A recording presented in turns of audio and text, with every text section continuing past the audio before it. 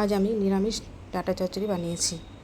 এটার জন্য আমি প্রথমে কড়াইতে সর্ষের তেল দিয়ে 2টো শুকনো লঙ্কা আর 5 ফোড়ন দিয়ে নিলাম।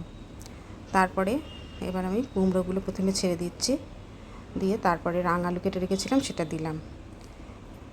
দুটো ভালো করে নাড়াচাড়া করে নিচ্ছি।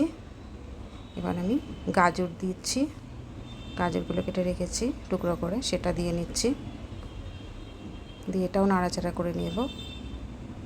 এবার এর মধ্যে একটু আদা বাটা দিলাম, আদা বাটা দিয়ে একটু মিশিয়ে নিচ্ছি সবজির সঙ্গে। পরিমাণ মতো লবণ দিয়ে নিলাম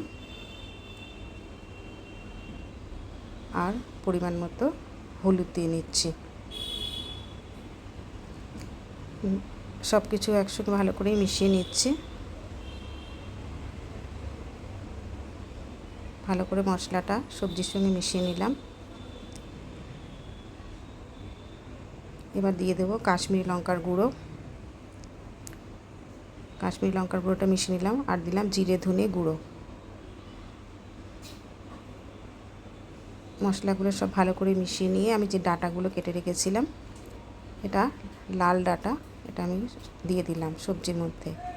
ভালো করে মিশিয়ে নিচ্ছি ডাঁটার সঙ্গে সবজিগুলো।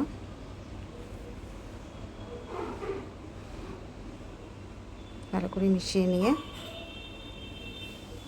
এবার পরিমাণ মতো জল দিচ্ছি এটা সেদ্ধ করার জন্য।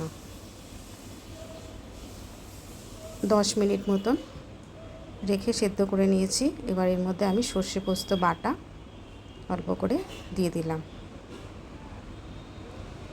এর সঙ্গে একটু নারকেলও বেটে দিয়েছিলাম আমি সর্ষে পোস্তর সঙ্গে, খেতে ভালো হয় বলে। এবার একটু মিষ্টি দিয়ে নিলাম পরিমাণ মতো।